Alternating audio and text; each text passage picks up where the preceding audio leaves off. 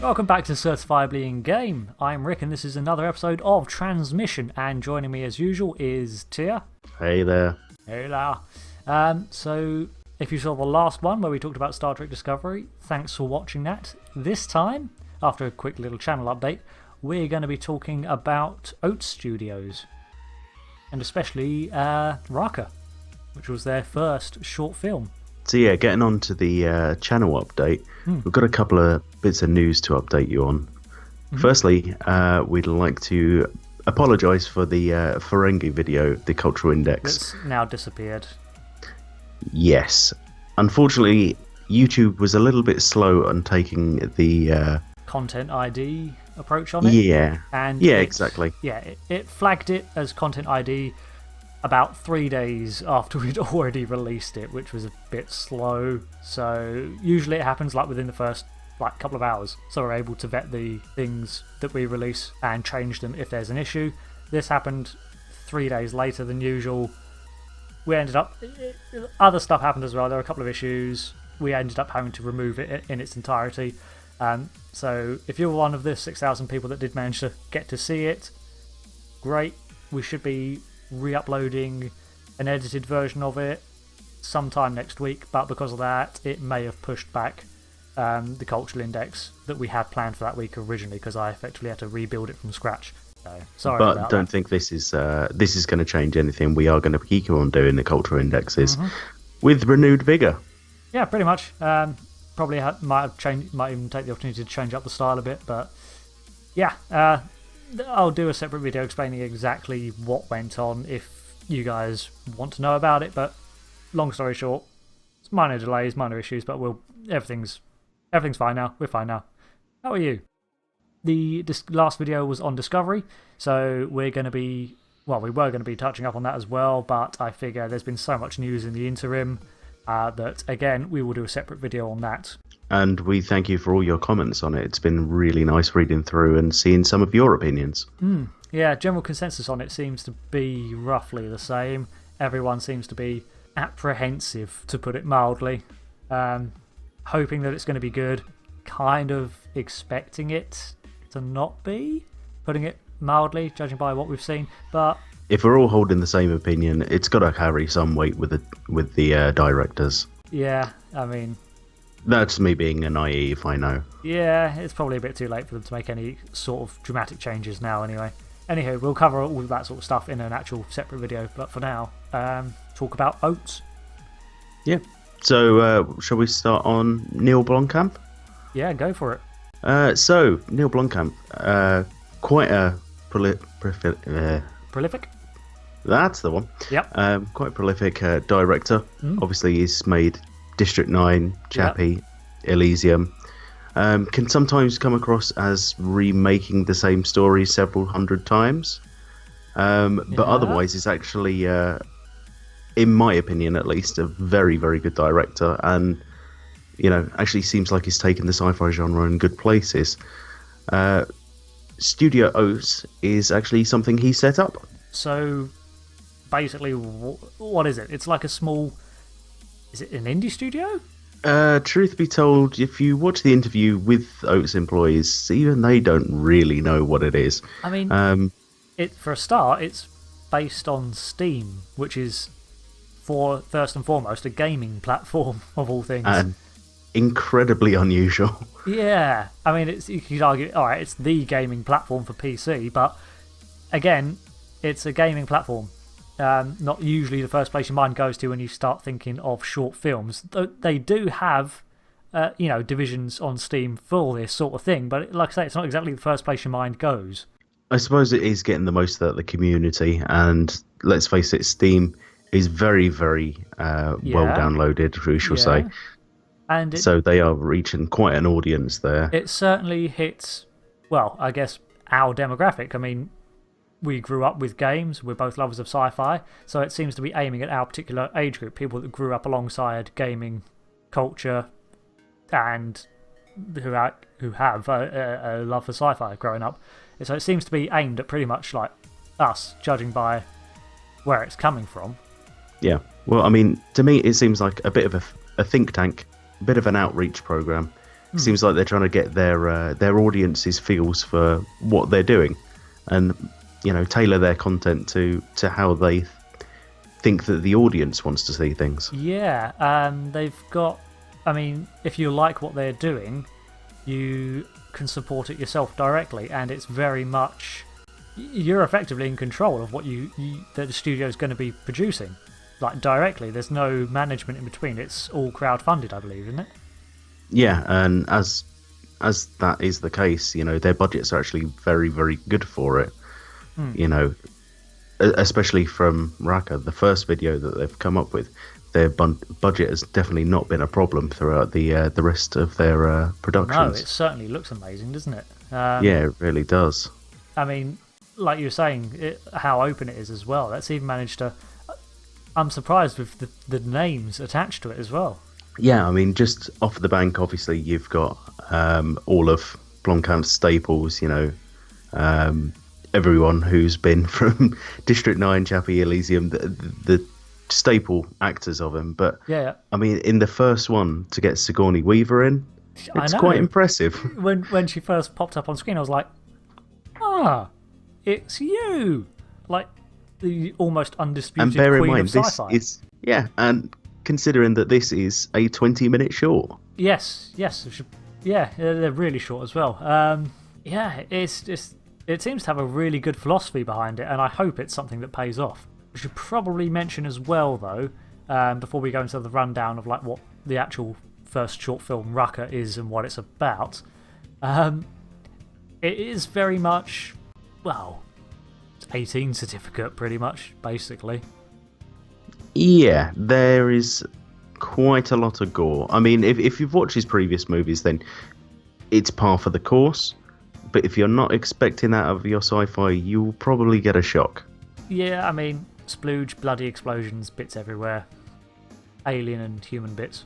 It is pretty grim. It paints quite a grim picture. So I imagine there's probably a content warning before it, or it's probably not going to be something you're going to find on YouTube Kids, but you can watch it for free on YouTube, so as well as on Steam.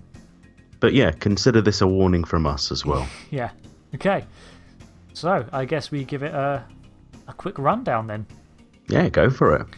All right. So it is set in the near future.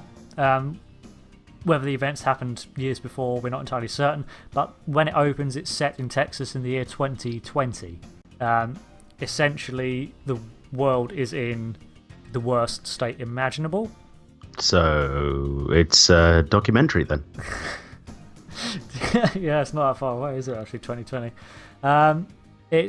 To me, when I first saw it, I thought this is what this series looks like. It's about what if an alien species attacked Earth, and this isn't just a standard sci-fi sort of falling skies, resistance movement sort of thing going on. It's like this alien species is out to destroy us completely, and they are perfectly capable of doing it. Like any bad thing you can picture happening to the human race is probably happening, or has happened, or is going to happen during the course of this setting, this world that they've built. It is a very horrible place to live. The way that it's portrayed, a lot of sci-fi tends to fall into a lot of tropes. The hero goes and saves it, or there's a big, Independence Day kind of thing that aliens catch the flu or whatever. And this, just the initial outcome of it, it's so incredibly bleak.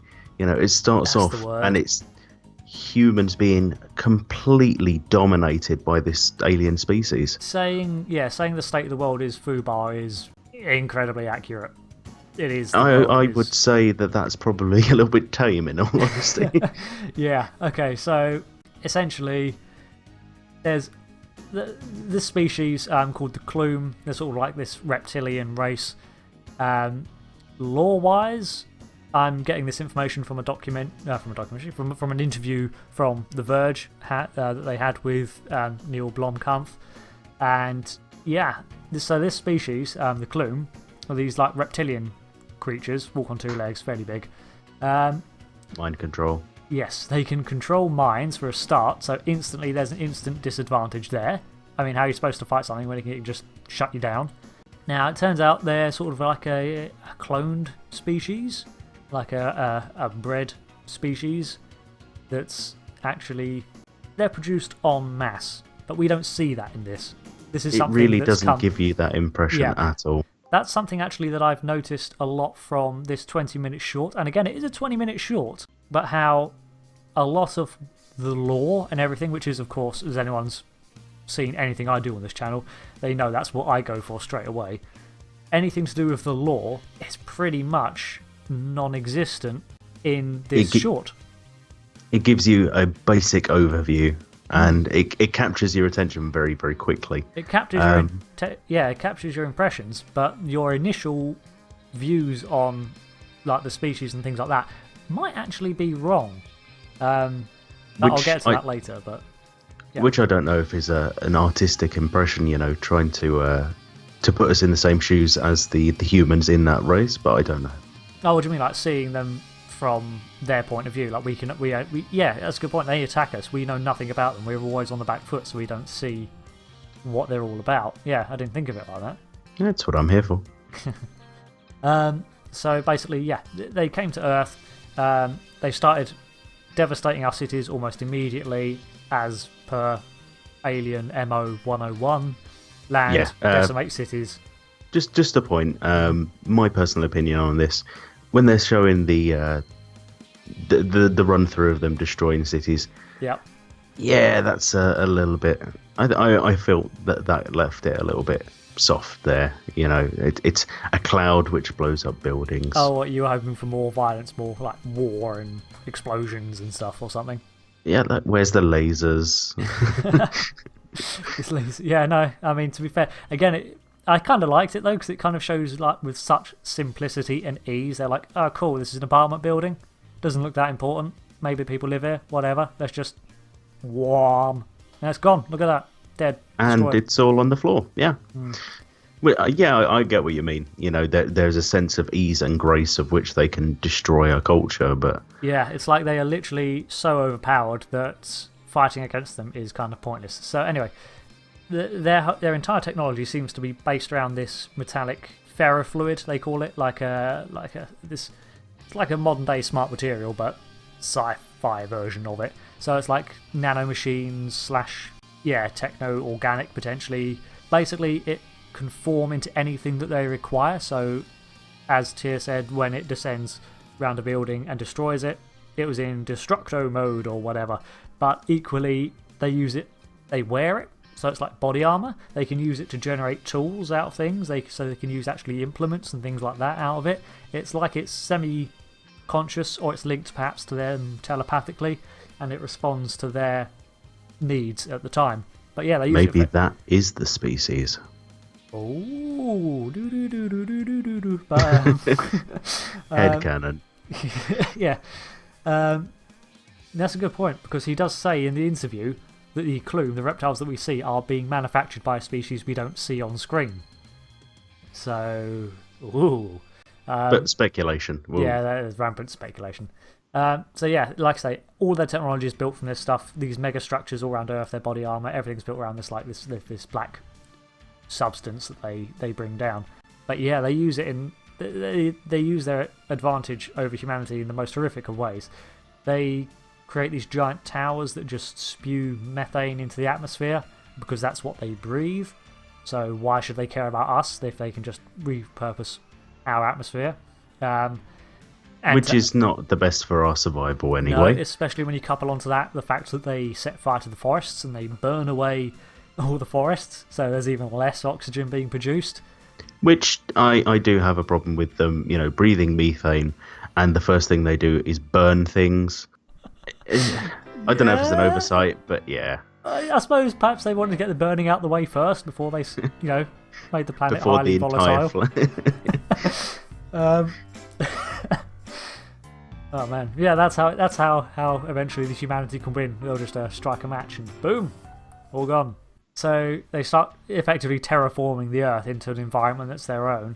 But there's all these horrible, horrible things they do. Like they take the lead political figures from different nations and they indoctrinate them. Not in a pleasant way either, but they literally start mind probing them and doing horrible stuff to them. So I mean, the guy is very, very deformed by the end of it as well. Yeah, by the time they're done with him, he's walking around the streets spewing all this nonsense about how the aliens have come in peace and humans built a conservatory. And built a conservatory. Yes, and come with us and it's all going to be fine. And it's like, dude, no.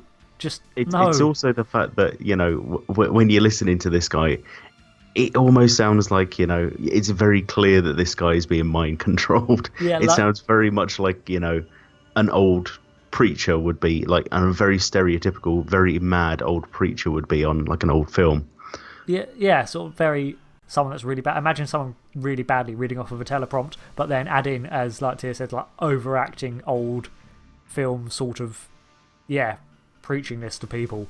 It's and the fact that he looks like a Bunyan is pretty pretty disconcerting. Anyway, but they're also doing things like they're kidnapping humans and they're using them as incubators to grow more of the Clume, the species. So it's just like almost any bad alien trope you can think of, any horrific alien trope you can think of, they've probably done or they're doing. It is pretty nasty. Yeah, like the way that it's described in the opening scenes is that it's insects, rodents, humans. Yeah. They're all the same. Yeah, that's their view of us. Then that's, to be fair, there is a human resistance, but it poses about the same threat level to them as rats and insects. So the resistance in this is made from your standard ragtag group of sort of like, everyone who can survive. Everyone that can survive. They look like you'd expect a sci-fi resistance to look. If you've seen the Terminator films, they look like that, sorta. If you've seen Falling Skies, this TV series, they look, again, like that. Walking Dead. They're your standard group of survivors, sort of thing. Grubby survivors. Yeah, except it's very much painted, again, from the get-go. Whereas in all those things that I've mentioned, Walking Dead, Falling Skies and so on, there's that background sense of hope that things can eventually get better if they just persevere and survive for long enough. That is absent in this. It's very much the everyone is under the understanding that there is no hope and it's only a biological need to survive that they're really fighting back against it. Yeah, like they call their emotions sort of like the vile, deceitful emotions telling them that they can win when everything logical about the situation is telling them no, they're done for. It's a losing battle. Yeah, and it's very clear. I mean, even when you just look at the resistance going straight into them, the whole, again, falling into the stereotypical sci-fi tropes is, it's humanity must preserve their humanity. Yeah.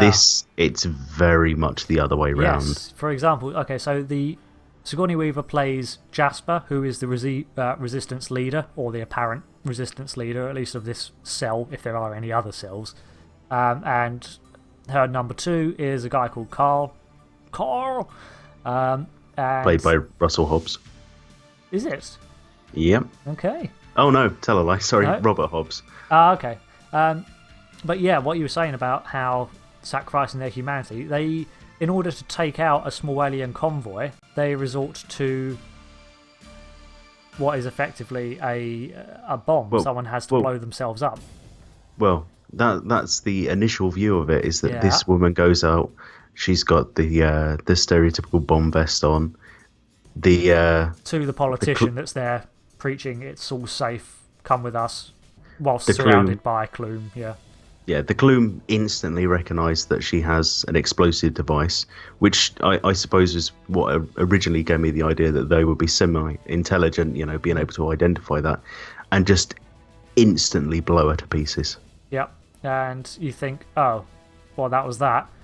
Then, Nosh, who's a character I'll get to in a minute, he's a big focus of the story as well. What initially looks like total shock of him at her death is not actually shock at death at all. It's shock that his plan had worked perfectly. Yeah, because her whole point was not to attack them. Her whole point was just to get them to stand still long enough so that he could detonate the real explosives that were under their feet. which he does.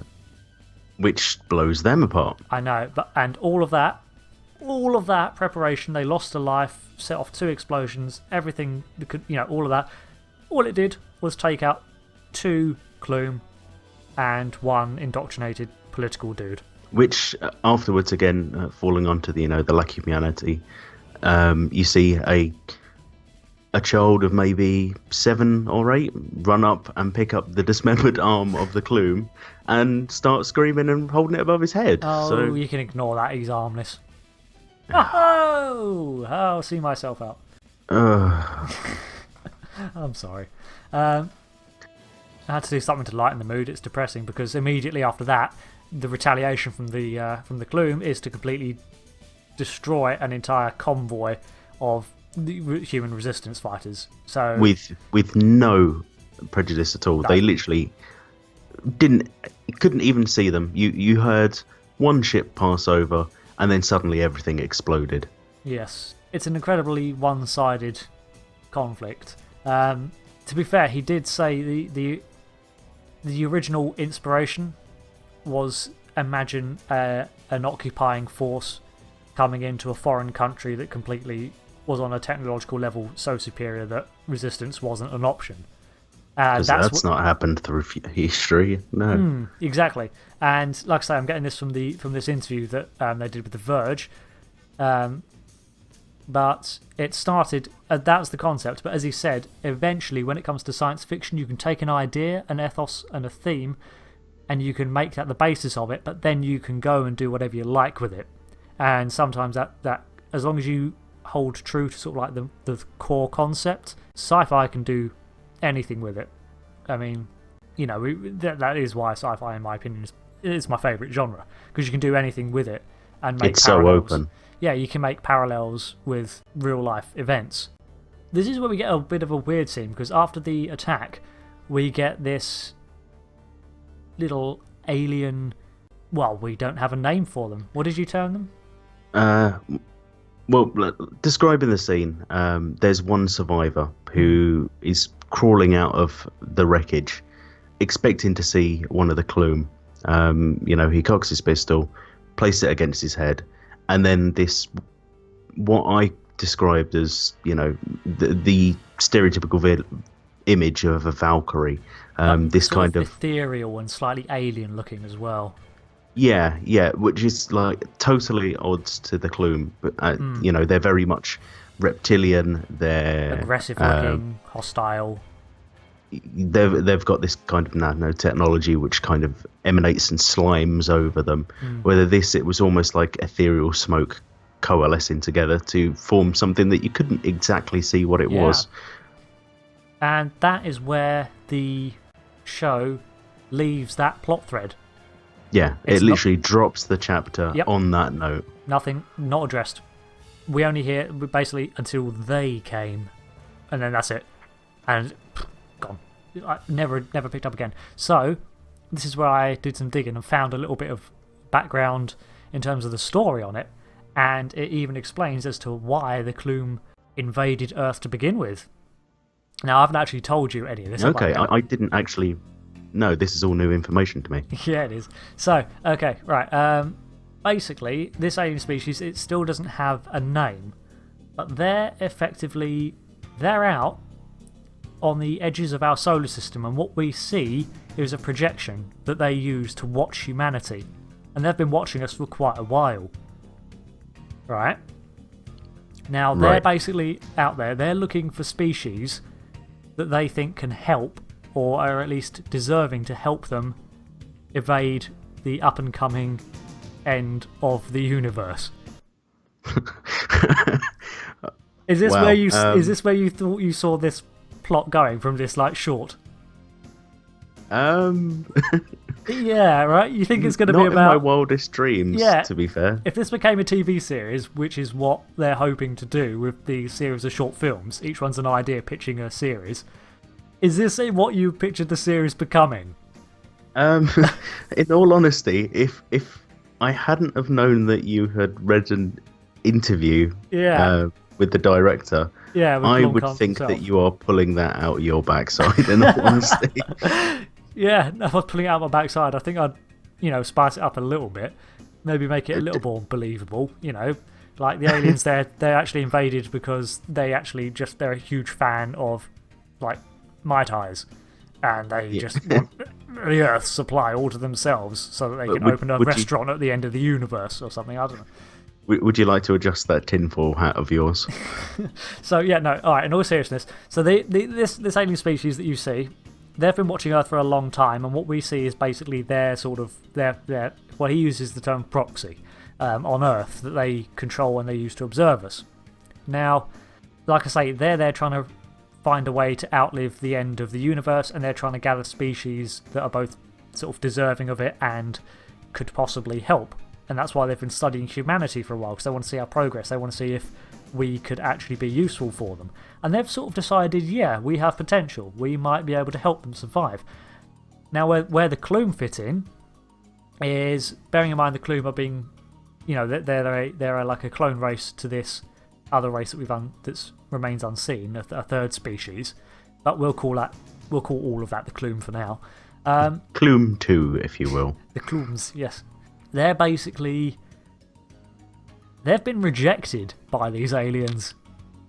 They appealed to these aliens that are going to save certain species from the end of the universe. They appealed to them and got rejected by them. They were found unworthy, and yeah, To be honest, you can kind of see why. You can kind of see why. They are kind of violent, and well, they're gloomy. They're a little bit douchey. You don't want to get into the end of the universe and you having to like share the limited space left after the big crunch. There's like limited space with like a gloopy alien covered in slime. Who is also controlling your mind. Who is also attempting to control your mind, yeah. That's not... I mean, can you imagine sharing like a tube space with one of them, let alone the rest of eternity? To be honest, I mean... In all honesty, my brain's just going off on a science tangent of, I wonder what they're going to do. Are they going to do, the big bounce? Are they going to do the heat death of the universe? Or how are they going to take this? Yeah, it's going totally off topic, in all honesty. Off topic, yeah. Potentially.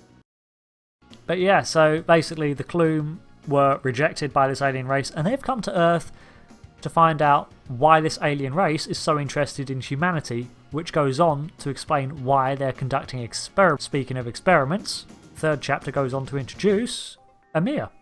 Ymir is a very interesting character. Yeah. One that initially I didn't necessarily like the idea of. No, but now you've got some context behind him. Yeah, so to explain a little bit, yep. Ymir is introduced... Put simply, he's a broken man. He's being taken care of by a resistance fighter called Sarah. Yep. He was one of the experiments that the Clume have done to the humans, and it makes it very clear again through the dialogue that this is not a normal process that happens. It's a 1 in 10,000 chance that someone will actually survive their experimentation. And you look at Ymir and you think, well, is that any kind of way to live? Oh my god, yeah. When you first see him, that scene alone could give it an 18 rating. Just the fact that he's got what looks like parts of his brain exposed. It is pretty horrible, and all this machinery jammed in there. Yeah. Gloopy machinery, may I add. Yeah, gloopy machinery jammed in there. It looks pretty horrific, and you think, my god, this man is... Whatever he's gone through, it has been so much. What use can he be? And that's actually pointed out by Carl. Yeah. In there, and he says, just kill him. With all that stuff, he's barely one of us. Yep. Yeah. And Jasper, Sigourney Weaver's character's determined that because this is such a rare find, that he may have some use, because they're theorizing that he's survived because his mind is adapted enough and enhanced enough to survive all this, what they've done to him. They call him, was it a savant? They call him like a savant or a genius or something? A savant. Yeah. And yeah, the experiments have left him with what seems like the ability to see the future. Yeah, and this is the bit that I had the problem with, the whole clairvoyance trope. Yeah. Now, granted, after you saying the more of an outline for what they're wanting to do with it, it does make a little bit more sense. Yeah, it does show that there's all this character growth and that his plot would actually go somewhere, that it is actually linked in some way potentially to this other alien species that we see, that these random sporadic plot elements are actually heading somewhere. But yeah, we didn't touch on Nosh. Oh, my favourite character. Yeah. We forgot to mention Nosh. Okay, so he was the guy that set off the explosion earlier. He's... how do we put it? Severely disturbed. Yeah, he likes fire. He likes explosions. Like a lot. Just a note, by the way. Nosh, played by Brandon Oret, who's actually the producer for Elysium, Chappie, and District 9. So he's actually, got a place in there now. So he is a fan of explosions. Yeah, that makes a lot more sense. Yeah, so basically he's a pyromaniac, and as they put it, he in society, in today's world, he'd have been in jail within, like, minutes of being on the street. Like, he's a bona fide 100% pyromaniac. However, in the scenarios that are portrayed, his unique talents of being able to make pretty much anything and blow pretty much everything up. You can see how a resistance movement might need someone like that, despite his crazy loose morality. Like, he was suggesting to Jasper to bring in some sick and wounded people that they could just dump in the street and use as bait to lure the Clume into an ambush. It's also noted that he's actually the one that come up with the technology to block their mind control signals. Yes, like the only way he's the only one that can produce that so far. And he knows how valuable he is. So yeah, he plays on that very much. And as you were saying there, his idea for getting bait to, because he's a pyromaniac, fuel the fire. Under normal circumstances, that wouldn't be, that would be the last thing anyone would ever think of. That would absolutely destroy anyone's kind of reputation. And how far do you push humanity before humans start losing that humanity and start considering things like this to be a tactical advantage before you just start reducing it to the numbers? Yeah, and that's clearly gone way past that point at this point, because they don't even bat an eyelid at it. No, I mean, to be fair, they refute him outright, like on the spot. They're like, "No, you're crazy. Have fun. Goodbye." But the voiceover afterwards makes it incredibly clear that they're just sort of like, "Well, yeah." The voiceover states that although they had said you're crazy, we're not going to go for your deal, it made it pretty apparent that they more than likely took them up on that offer. Potentially. But again, we don't see that because this is a 20-minute short and they're just setting up the world, basically building it. I'm so frustrated. I want to see more. Yeah, I do kind of want to see more. So I guess overall we move sort of onto what did you think of it? In all honesty, I was very impressed. I was incredibly really impressed. Yeah, the budget on it looked amazing. Yeah, I mean the VFX on it looked spectacular. The way that everything flowed from one to another. Yeah, it had that very much filmed in the moment kind of feel to it. As if it's someone there, watching over the scene as it goes, rather than it being overly scripted in one way. No, it looked very natural, very much a struggle. In terms of things like the lore and the background to it and just the general story, I am intrigued. Would I watch a series like this? I think if this were an actual Netflix series, for example, or a TV series, whatever, if it takes off at all, I think it does have the potential for a couple of issues, though. Oh, yeah. Yeah, there are a few in terms glaring. Of yeah, in terms of just the narrative, it's cool to see such a bleak sort of no-win situation. But could I watch a whole series of it? I mean, I have enough time, enough difficulty putting up with things like The Walking Dead, when there is just no-win situations after bleak outcomes, followed by like Negan after Negan sort of thing. And it's just like, it's situations like that. So like, this is kind of why I stopped watching The Walking Dead, because it's just getting so bleak, and I'm worried something like that could happen to this. However, yeah, I quite like the way that they've portrayed it. The fact that it is so incredibly bleak.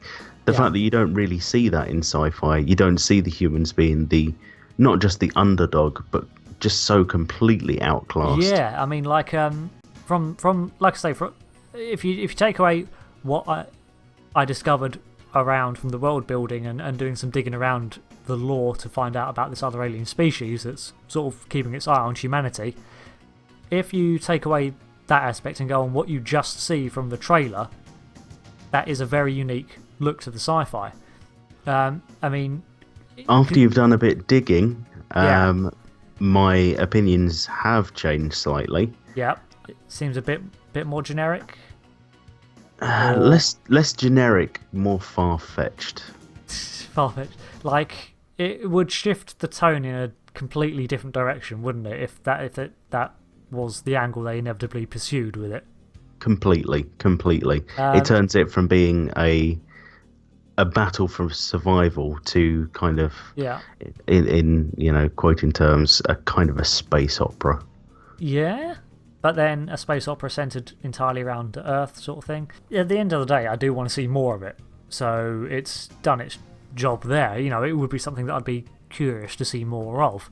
Because, I mean, you look at things like Terminator, you've got the resistance movement in Terminator. They have hope. They've got their John Connor and they've got their time machines and things like that. They have a chance to win. You look at things like Falling Skies, which I've mentioned again because it's the closest thing I can think of in terms of similarity to plot and everything like that. They've got their hope in the fact that you've got the other alien races that start cropping up in it, and things like that, and the adaptations that people start going through.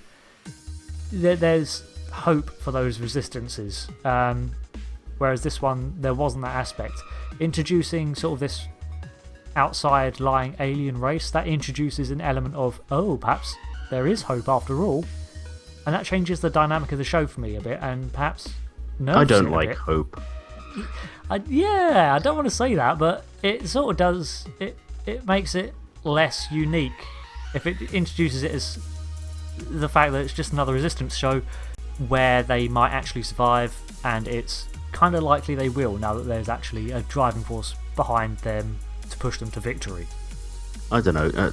Call me, someone crazy, but I want to see them suffer. Well, yeah, I know that. Yeah. The meds prove that.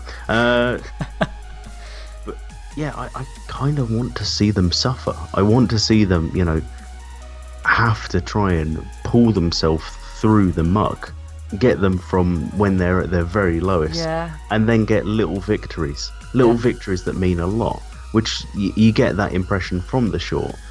I'm concerned that this whole universe ending, ultimate saviors thing, I don't know if that's going to take away from that feeling too much and make it feel like something totally different.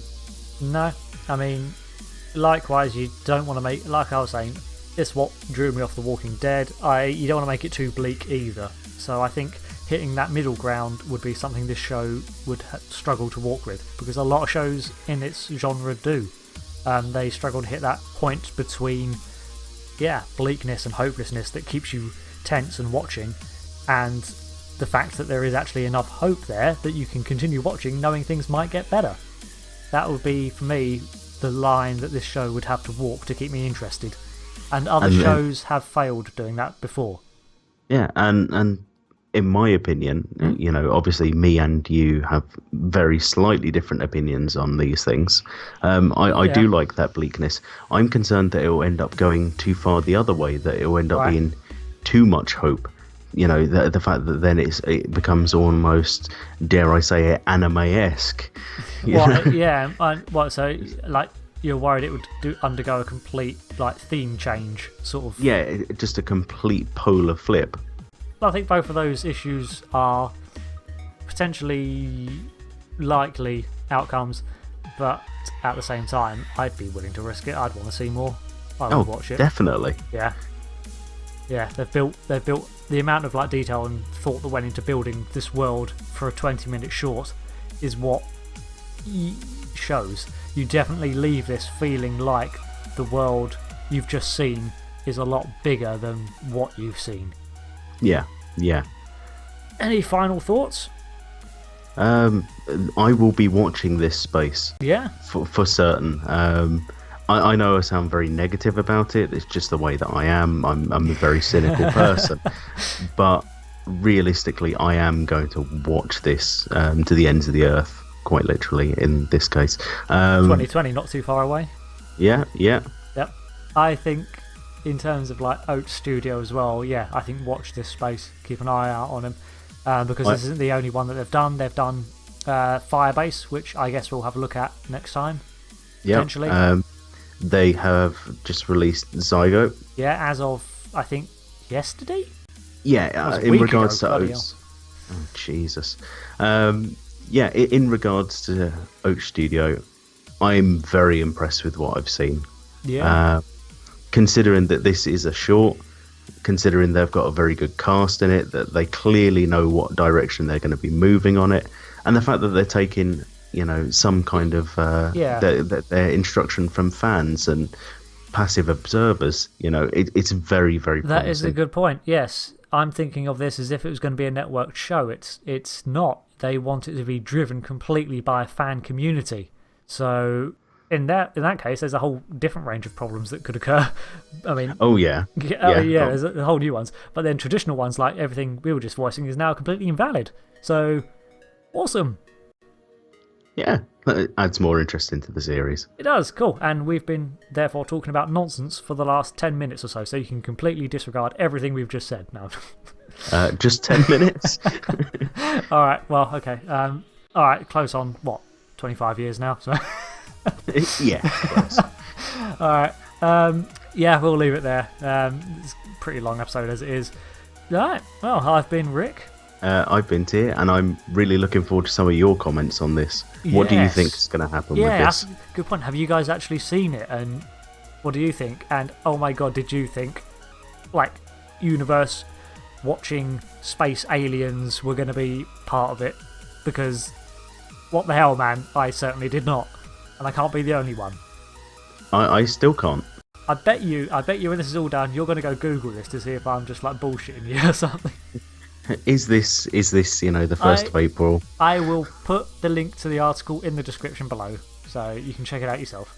Okay, that's a form of legitimacy, I suppose. Anyway. Right. See ya next time then. Take care, guys. Ta-ra.